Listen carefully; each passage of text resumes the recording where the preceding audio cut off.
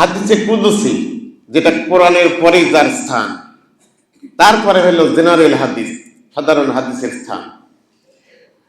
আল্লাহ রাব্বুল আলামিন বলেছেন, আস-সাওমু লি ওয়া আনা আজজি বিহি আও উযযা বিহি। দুই ধরনের কিরাত এখানে পড়া যাবে। আল্লাহ বললেন যে আস-সাওমু লি, রোজা আমার জন্য রাখা হয়, রোজা আমার জন্য রাখা হয়। ওয়া আনা আজজি বিহি, এই রোজার প্রতিদান আমি আল্লাহ তাআলা নিজ হাতে দিব। রোজা আমার জন্য রাখা হয়, আস-সাওমু লি, রোজা আমার জন্য রাখা হয়, অতএব রোজাদারের প্রতিদান আমি আল্লাহ তাআলা নিজে দিব। আও উযযা বিহি, আরেকটা কিরাত আসছে উযযা বিহি, তার মানে হলো রোজা আমার জন্য রাখা হয়, রোজার প্রতিদান আমি স্বয়ং আল্লাহ। একটু জোরে বললেন না ভাই?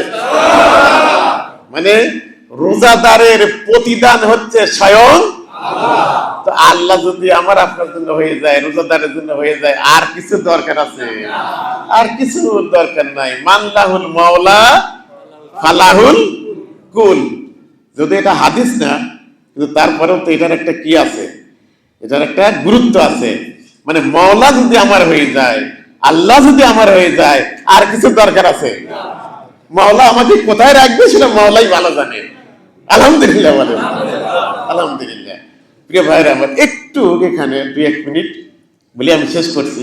দেখুন, আচ্ছা, এই নামাজ কি আল্লাহর জন্য পড়া হয় না? আল্লাহ কি বলেছেন যে কি আস-সালাতু লি ওয়া আনা আজজি বিহি? এখানে আলেম ওলামা আছেন, একটু আমাকে সহযোগিতা করবেন তো।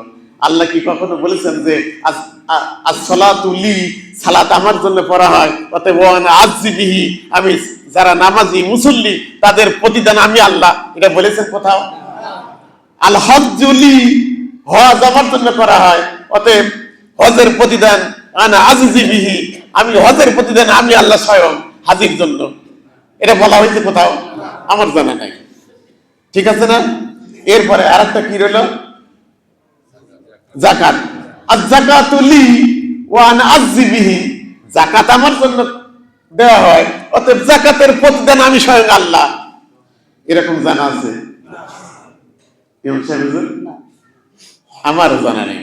তাই মানে আল্লাহ এই ধরনের বলেন নাই অনলি ওয়ান ইবাদত, একমাত্র, শুধুমাত্র, কেবলমাত্র একটা ইবাদত, রোজা। এইটার ব্যাপারে আল্লাহ বলেছেন যে রোজা আমার জন্য রাখা হয়, আর রোজার প্রতিদান স্বয়ং আমি আল্লাহ তাআলা, রোজাদারের প্রতিদান আমি স্বয়ং আল্লাহ তাআলা। তাহলে এটার অর্থটা কি? সংক্ষেপ দেখুন, আমি যে নামাজ পড়তে আসছি, এখানে লোক দেখানো আছে না নাই? আছে না?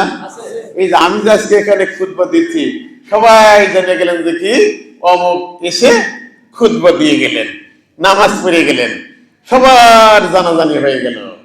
হয়েছে না? মাশাআল্লাহ।